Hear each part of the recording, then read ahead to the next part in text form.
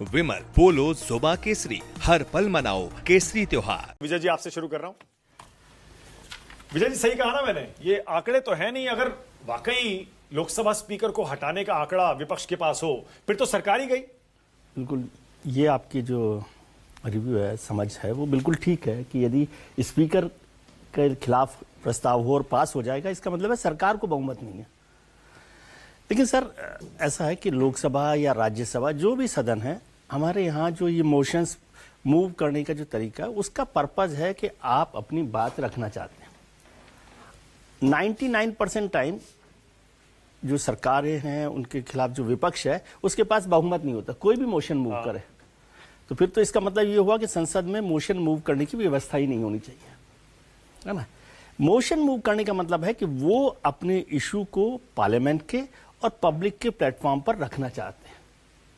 ठीक है, हमेशा ही ऐसा होता है। अविश्वास प्रस्ताव पर भी बहुत कम चांस होते हैं कि जब अविश्वास प्रस्ताव पर गिर जाए सरकार। उसके अलावा जितने मोशंस होते हैं उसमें भी ऐसा ही होता है कि बहुमत नहीं होता। फिर तो या तो व्यवस्था ही ना हो, या फिर हो तो समझ में ही आता है। इसलिए इसका मतलब ही ये नहीं है, लोकसभा में, राज्यसभा में, यानी संसद में कोई भी मोशन, कोई भी चर्चा अपनी बात को रिकॉर्ड पर लाने के लिए की जाती है। अच्छा, इसका मोशन का मतलब है कि भाई जो विपक्ष है या जो सदन में लोग हैं, उनको स्पीकर में विश्वास नहीं है, ये एक मतलब है। अच्छा, मुझे एक चीज और समझाइए बस फिर। मतलब आप ये कह रहे हैं अगर अविश्वास प्रस्ताव विपक्ष ले आता है और उस पर चर्चा शुरू हो जाती है, तो उसमें फिर वो कोई भी मुद्दा उठा सकते हैं, जो मुद्दा चाहे वो उठा सकते हैं। मेरे हिसाब से तो कभी भी कोई भी मुद्दा उठाया जा सकता है। बजट है, उससे पहले धन्यवाद प्रस्ताव पर चर्चा हो रही थी राष्ट्रपति के अभिभाषण में। धन्यवाद प्रस्ताव तो इतना बड़ा पैनोरामा है कि समुद्र से लेकर आकाश तक जो भी आप चर्चा चाहें, देश से जुड़ी हुई, देश के हित की, और देश में यदि कोई और चिंताएं, उन पर चर्चा कर सकते हैं। बजट का मसला भी यही है, क्योंकि बजट क्या है? बजट तो पूरे देश की डिफेंस को, इकोनॉमिक्स को, सोशल डेवलपमेंट को, सब चीजों पर है। तो बजट के दौरान भी किसी भी मुद्दे पर चर्चा की जाती है। आज का मैं आपको थोड़ा सा स्पष्ट करूं कि ये जब राहुल जी के साथ बोलने का चर्चा मसला आया, तो ये मुद्दा प्रधानमंत्री जी के खिलाफ का या नरवणे साहब का नहीं है। ये मुद्दा था कि क्या स्पीकर के खिलाफ जो विपक्ष मोशन लाना चाहता है, उस पर राहुल गांधी बोलेंगे कि नहीं बोलेंगे। बोलना चाहते हैं, उस पर बोलने की इजाजत मिले कि ना मिले। तो जो कांग्रेस के जनरल सेक्रेटरी में और वैसे पार्लियामेंट के मेंबर हैं वेणुगोपाल साहब, और कुछ लोग स्पीकर साहब से मिले थे। उसमें पार्लियामेंट्री अफेयर मिनिस्टर किरण रिजिजू साहब भी थे। उसमें मुझे नहीं पता, क्योंकि मैं तो नहीं था, उसमें ये अंडरस्टैंडिंग बनी कि राहुल जी को बोलने दिया जाए, लेकिन और लोगों को भी बोलने का मौका मिलेगा और इसकी व्यवस्था देंगे, इसकी व्यवस्था दी जाएगी। मतलब एक प्रिंसिपल ये अंडरस्टैंडिंग होगी कि हाँ, आपको परमिशन मिलेगी, लेकिन उसके लिए एक व्यवस्था दी जाएगी कब बोलना है आपको।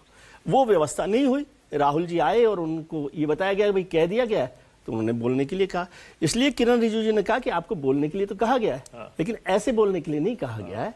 ये कुल मिलाकर था। और बजट पे आप बोलना है तो बोलिए। बजट पे बोलना, क्योंकि बजट की डिबेट शुरू होने वाली थी। लेकिन जो चेयर पे थी संध्या जी, मेरे ख्याल से उनको स्पीकर चैम्बर में जो हुआ उसकी जानकारी नहीं थी।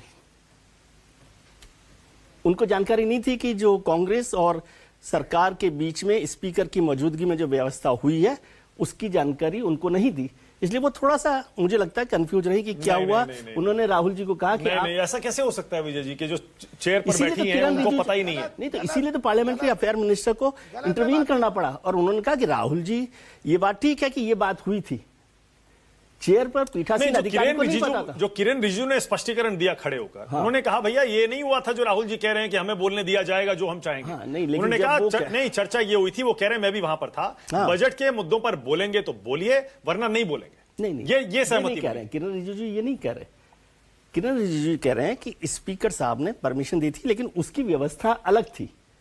बजट पे बोलने का तो अलग इशू है, बजट पर बोलने की बात नहीं है। मैं ये कह रहा हूं कि संध्या जी को या जो भी चेयर पर थे, उनको उस समय ये जानकारी नहीं थी कि चैम्बर में क्या बात हुई है।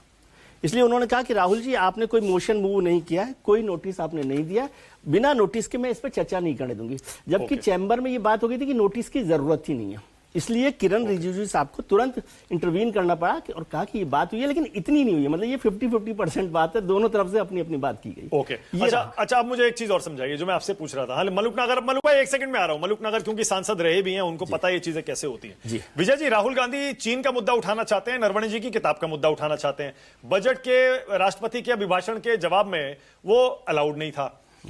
अविश्वास प्रस्ताव अगर लाया जाता है तो उस पर चर्चा के दौरान क्या वो चीन का मुद्दा राहुल गांधी उठा पाएंगे?